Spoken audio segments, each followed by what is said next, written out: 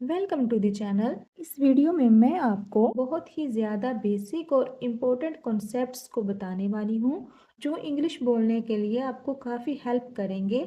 अगर आपको ज़्यादा ग्रामर वगैरह नहीं आती फिर भी आप इसकी मदद से अच्छी खासी इंग्लिश बोल सकते हैं। जो वर्ड्स सेंटेंसेस बनाने में मदद करते हैं इनकी हम करने वाले हैं प्रैक्टिस इस वीडियो में। तो पूरी वीडियो बहुत ही इम्पोर्टेंट होने वाली है, तो वीडियो को लास्ट तक वॉच कीजिएगा। चलिए वीडियो को स्टार्ट करते हैं। तो सबसे पहले वर्ड है हमारे पास इज़। इसका मतलब होता है। देखिए, जब भी आपके सेंटेंस के लास्ट में है आता है तब आप उसे इंग्लिश में बनाने के लिए या ट्रांसलेट करने के लिए हमें यूज़ करना होता है इज़ का। बस शर्त इतनी है कि आपको इसका यूज़ तब करना है जब आपका सब्जेक्ट सिंगुलर हो, जैसे ही, शी, इट या किसी एक शख्स का नाम। तो फिर हमें यूज़ करना है इज़ का। जैसे वो एक डॉक्टर है तो वो के लिए तो हम लगा लेंगे ही। और है क्योंकि हमारा प्रेजेंट का है इसलिए हमने इज़ का यूज़ करना है। और एक शख्स की बात हो रही है कि वो एक डॉक्टर है तो इसलिए हम इज़ का यूज़ करेंगे क्योंकि सब्जेक्ट हमारा सिंगुलर है। He is a doctor. इसी तरह वो सो रही है, शी इज़ स्लीपिंग। अब ये देखें, लड़की की बात है, एक है वो भी, तो इसलिए हमने शी का यूज़ किया और शी के साथ हमने इज़ का यूज़ किया क्योंकि सब्जेक्ट हमारा सिंगुलर है। दोनों ही सेंटेंसेस अगर हम देखें तो दोनों सेंटेंसेस के लास्ट में क्या आया है। तो इन्हें बनाने के लिए हमने क्या यूज़ किया, इज़ का। देखिए, दूसरा वर्ड है एम, जिसका मतलब होता है हूँ। तो जब आपके सेंटेंस के आखिर में वर्ड आ जाए हूँ तो आपको यूज़ कर लेना है एम का। जैसे फॉर एग्जाम्पल, अगर हमारे पास सेंटेंस हो मैं एक उस्ताद हूँ, तो आप कैसे बोलेंगे, आई एम अ टीचर। मैं एक उस्ताद हूँ, आई एम अ टीचर। मैं पढ़ रहा हूँ, आई एम स्टडिंग। दोनों ही सेंटेंसेस के आखिर में क्या वर्ड आया है, हूँ। इसके लिए हमने इंग्लिश में वर्ड यूज़ किया है एम का। देखिए, नेक्स्ट वर्ड है हमारे पास आर, जिसका मतलब होता है। इतना तो आप सब समझ गए होंगे कि जब भी जुमले के आखिर में है आएगा तब आप यूज़ करेंगे आर का। लेकिन कौन से वाले, तो देखिए, आर का यूज़ आप तब करेंगे जब आपका सब्जेक्ट प्लूरल होगा, यानी कि दो या दो से ज़्यादा लोगों की बात होगी, जैसे यू, वी, दे। लेकिन एक बात हमेशा याद रखिएगा, जो सब्जेक्ट्स यहाँ मैंने लिखे हैं यू, वी, दे, इनके अलावा भी सब्जेक्ट्स होते हैं जो प्लूरल होते हैं। जैसे जब आपको दो लोगों का नाम या फिर दो चीज़ों का नाम एक साथ दिया जाता है तब भी आप इस्तेमाल करेंगे आर का। एग्जाम्पल देखिए, अली और अहमद खेल रहे हैं, तो कैसे बोलेंगे, Ali and Ahmed are playing. देखिए, दोनों का नाम आया है इसलिए हमने आर का यूज़ किया। और लास्ट में क्या आया है। तो आर का इस्तेमाल हम तब करते हैं जब हम ज़्यादा लोगों की बात करते हैं, दो या फिर दो से ज़्यादा से। इसी तरह हम पढ़ रहे हैं, तो इसके लिए क्या बोलेंगे, वी आर स्टडिंग। यहाँ पे भी हमने आर का वर्ड यूज़ किया है क्योंकि आखिर में है वर्ड आया है। जब आपके जुमले के आखिर में था, थी, थे आएगा तब आप इस्तेमाल करेंगे वॉज का। और वॉज का इस्तेमाल आप सिंगुलर सब्जेक्ट्स के साथ करेंगे, जैसे ही, शी, इट, या फिर जब आपको किसी एक शख्स या किसी एक चीज़ का नाम दिया जाएगा तो वहाँ पे आप वॉज का यूज़ करेंगे। आई के साथ भी वॉज का यूज़ करेंगे क्योंकि देखिए, मैं अपनी बात कर रही हूँ ना, मैं एक सिंगुलर सब्जेक्ट हूँ, तो हम इस्तेमाल करेंगे वॉज का आई के साथ भी। एग्जाम्पल देखिए, मैं एक खिलाड़ी था, आई वॉज अ प्लेयर। वो खुश थी, शी वॉज हैप्पी। पहले सेंटेंस के आखिर में था आया है और दूसरे जुमले के आखिर में थी आया है, तो हमने इस्तेमाल किया है वॉज का। ठीक इसी तरह से अगर आपके जुमले के आखिर में थे या थी आए तब आप इस्तेमाल करेंगे वर का। अब देखिए, इसका इस्तेमाल किन के साथ करना है, क्योंकि थे या थी तो वॉज में भी आते हैं। वॉज का तो मतलब होता है था, थी, थे, तो इनमें डिफरेंस क्या है। देखिए, डिफरेंस ये है कि वॉज का यूज़ हम करते हैं सिंगुलर सब्जेक्ट के साथ, जबकि वर का यूज़ हम करते हैं प्लूरल सब्जेक्ट के साथ, जैसे यू, वी, दे। इनके साथ हम करते हैं वर का यूज़। अब एग्जाम्पल देख लेते हैं। पहला एग्जाम्पल है, हम खेल रहे थे, वी वर प्लेइंग। दूसरा एग्जाम्पल है, दुकानें खुली थी, द शॉप्स वर ओपन। पहले वाले एग्जाम्पल में देखिए, थे वर्ड आया है और सब्जेक्ट हमारा क्या है, वी, इसलिए इंग्लिश में हमने वर का यूज़ किया है। दूसरे वाले सेंटेंस के लास्ट में थी आया है और सब्जेक्ट हमारा प्लूरल है, यानी कि ज़्यादा दुकानों की बात हो रही है, वर का यूज़ किया है। नेक्स्ट है, अगर आपके सेंटेंस के आखिर में गा गे गी आएगा तब आप इस्तेमाल करेंगे विल का। और विल का इस्तेमाल तमाम सब्जेक्ट्स के साथ होता है। आपका सब्जेक्ट चाहे सिंगुलर हो या फिर प्लूरल हो, आप सबके साथ इस्तेमाल करेंगे विल का। एग्जाम्पल देखिए, वो पढ़ाई करेगा, ही विल बी स्टडी। दूसरा एग्जाम्पल है, हम इंग्लिश सीखेंगे। इसकी ट्रांसलेशन मैं नहीं बताऊंगी, इसकी ट्रांसलेशन आप लोग बताएंगे कमेंट बॉक्स में। नेक्स्ट देखिए, अगर आपके सेंटेंस के लास्ट पे सकता है, सकती है, सकते हैं या सकता हूँ आए तब आप इस्तेमाल करेंगे कैन का। देखिए, कैन का इस्तेमाल एबिलिटी यानी कि काबिलियत को बताने के लिए किया जाता है। जैसे हम ये कर सकते हैं, वी कैन डू दिस। क्या तुम ये कर सकते हो, कैन यू डू दिस। दोनों ही सेंटेंसेस में काबिलियत की बात की जा रही है। एक में आप अपनी काबिलियत बता रहे हैं कि हम ये कर सकते हैं, और दूसरे में आप किसी से क्वेश्चन कर रहे हैं इनकी काबिलियत के बारे में कि क्या तुम ये कर सकते हो। इसीलिए हमने यहाँ पे कैन का इस्तेमाल किया है। अगर वहीं पे अगर आप काबिलियत की जगह पे इजाज़त यानी परमिशन की बात करें तब आप कैन की जगह पे इस्तेमाल करेंगे मे का। देखिए, मे और कैन के मीनिंग सेम ही होते हैं, सकता है, सकती है, सकते हैं या सकता हूँ, लेकिन इनके यूजेस में डिफरेंस बहुत ज़्यादा होता है। कैन का यूज़ हम वहाँ पे करते हैं जब आप काबिलियत की बात करते हैं, और मे का इस्तेमाल हम वहाँ पे करते हैं जहाँ पे आप परमिशन या रिक्वेस्ट की बात करते हैं। जैसे, क्या मैं आपकी मदद कर सकता हूँ, मे आई हेल्प यू। आप यहाँ पे ये नहीं कह सकते कि कैन आई हेल्प यू, ये रोंग हो जाएगा क्योंकि आप अपनी काबिलियत नहीं बता रहे, आप किसी से परमिशन ले रहे हैं कि क्या मैं आपकी मदद कर सकता हूँ, तो इसके लिए बोलेंगे मे आई हेल्प यू।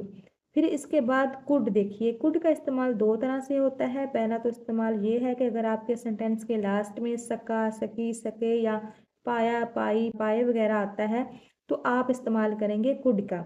और दूसरा इस्तेमाल कुड का ये होता है कि जो कुड होता है वो कैन का पास्ट होता है, यानी कि अगर आपको काबिलियत की बात करनी है प्रेजेंट में तो आप इस्तेमाल करेंगे कैन का, और अगर पास्ट में काबिलियत की बात करनी हो तो आप करेंगे यूज़ कुड का।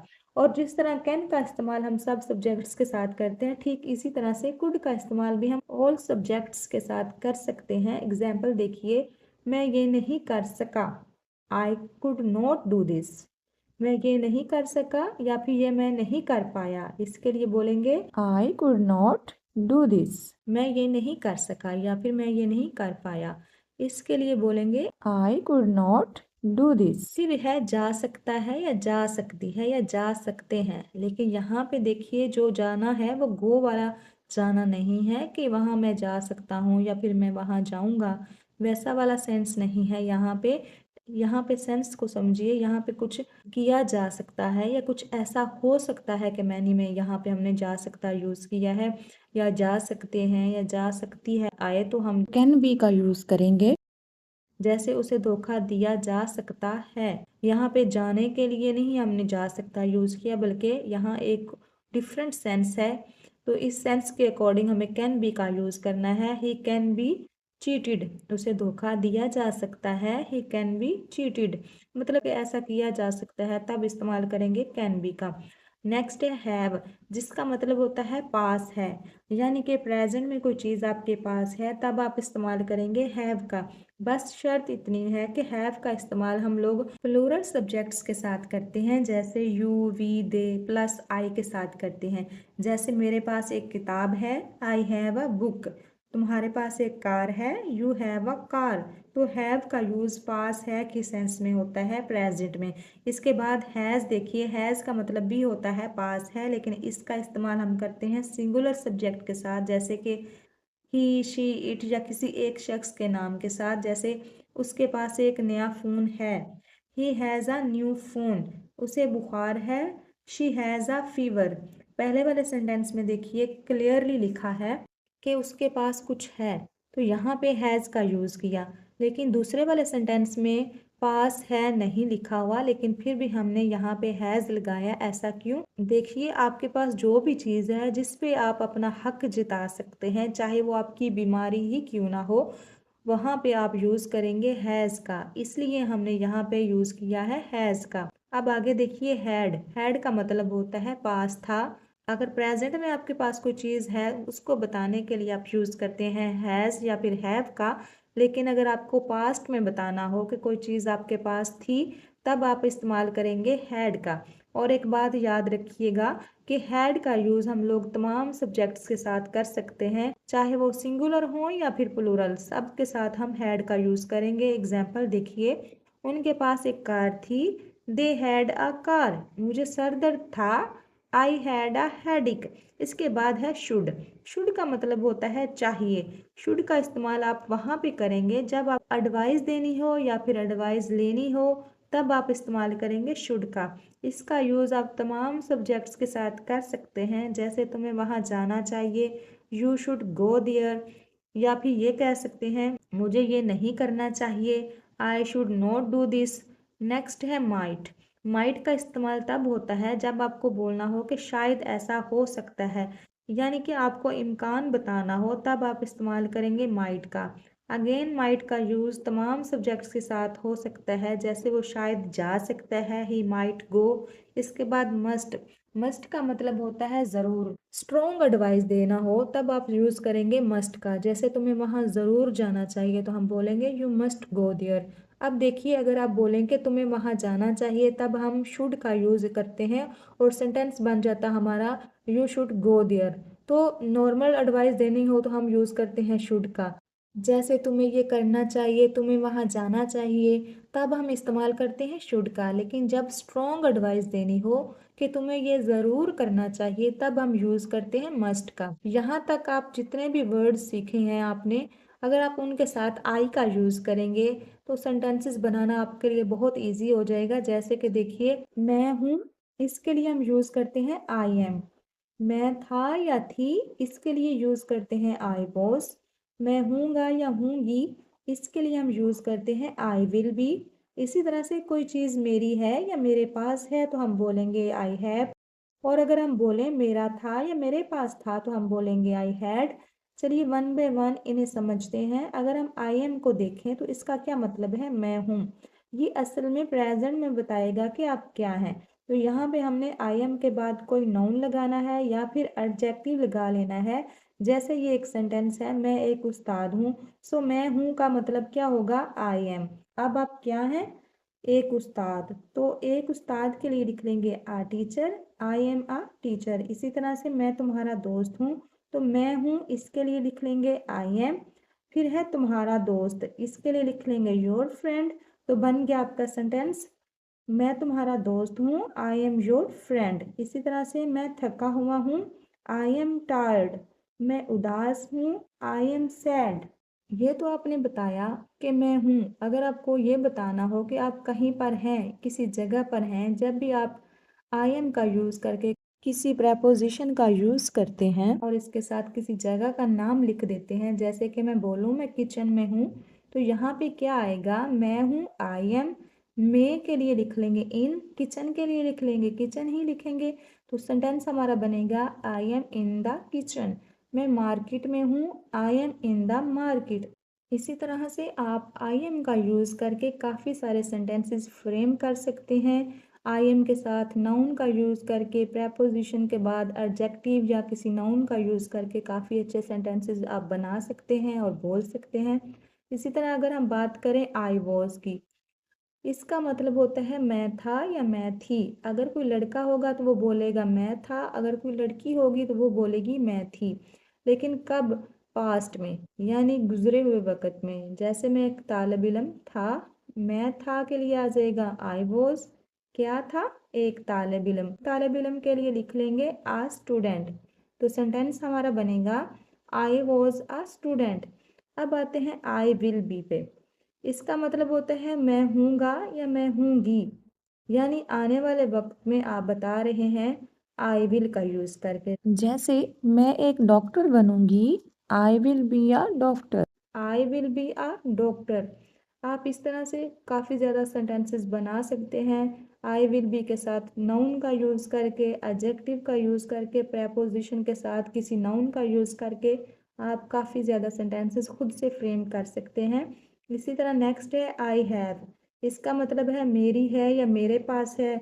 जैसे मेरे पास एक गाड़ी है, आई हैव अ कार। इस तरह से आप आई हैव का यूज़ करके काफ़ी ज़्यादा सेंटेंसेस बना सकते हैं। नेक्स्ट है आई हैड। इसका मतलब होता है मेरी थी या मेरे पास थी। जैसे मेरे पास साइकिल थी, आई हैड अ बाईसाइकिल। मेरे पास थी, इसके लिए हमने लिख लिया आई हैड। क्या था? साइकिल थी, तो साइकिल के लिए लिख लेंगे आ बाईसाइकिल। सेंटेंस आपका बन जाएगा I had a bicycle. I hope आज के कॉन्सेप्ट भी आपको अच्छे से क्लियर हो गए होंगे। ये बेसिक कॉन्सेप्ट थे बिगनर्स के लिए। आज की वीडियो भी आपको अच्छी लगी होगी, कुछ नया सीखा होगा। अगर वीडियो अच्छी लगी हो तो एक लाइक कर दीजिएगा। मिलते हैं नेक्स्ट वीडियो लेक्चर में। Thanks for watching.